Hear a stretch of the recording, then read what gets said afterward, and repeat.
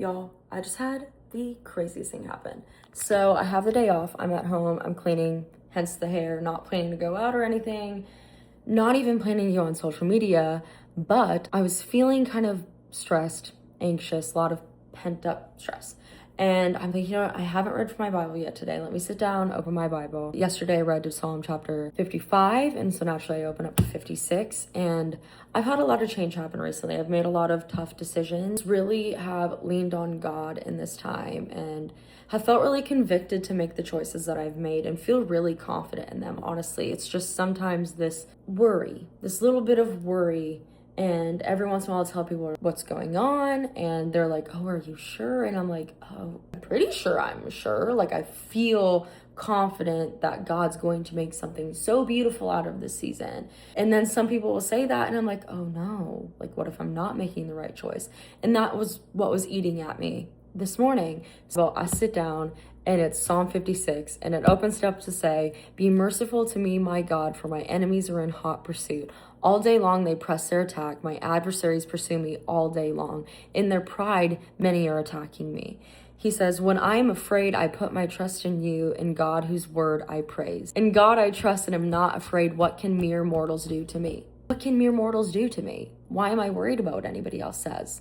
He says, all day long they twist my words. All their schemes are for my ruin. They conspire, they lurk, they watch my steps, hoping to take my life. Because of their wickedness, do not let them escape. In your anger, God, bring the nations down. Record my misery, list my tears on your scroll. Are they not on your record? That's crazy. Then my enemies will turn back when I call for help. By this I will know that God is for me. In God whose word I praise, in the Lord whose word I praise. God I trust and am not afraid. What can man do to me? What can man do to me? I'm under vows to you, my God. I will present my thank offerings to you, for you have delivered me from death and my feet from stumbling, that I may walk before God in the light of life. He says, when I'm afraid, I put my trust in you, and God whose word I praise.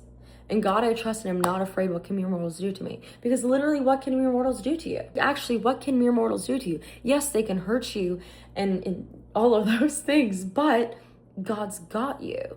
Mere mortals can't defeat God's plan for you. And all we have to do is place our trust in him. That's crazy. Literally, God's got you. It's that simple.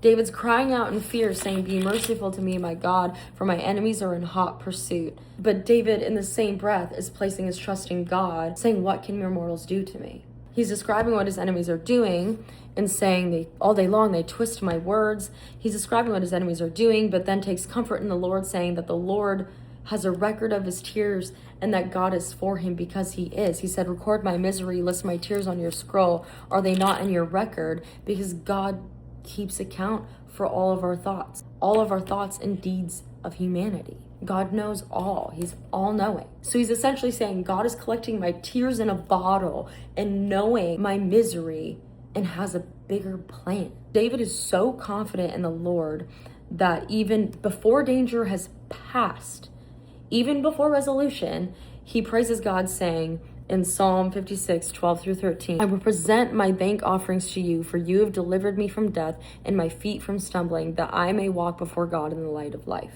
Proving that both fear and faith can coexist. Like, two things can be true.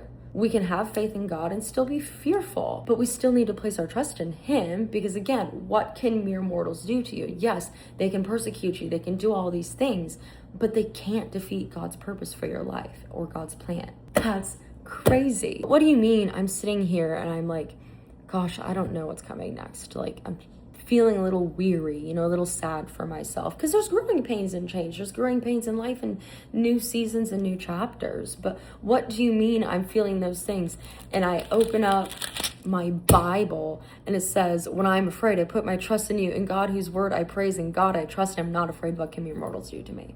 Because what can mere mortals do to me? I've got God, and no mortal can defeat God's plan for my life, or for your life, or for anyone's life. And we just don't know his plan yet. Like, I'm sitting here and I'm like, I don't know what's next. Here God is saying, no mortal can change my plans for you. That's crazy. I'm sharing this in hopes that maybe that can help somebody else have a reminder to place their trust in God and remember that his plans are greater and that God's got you. That's all.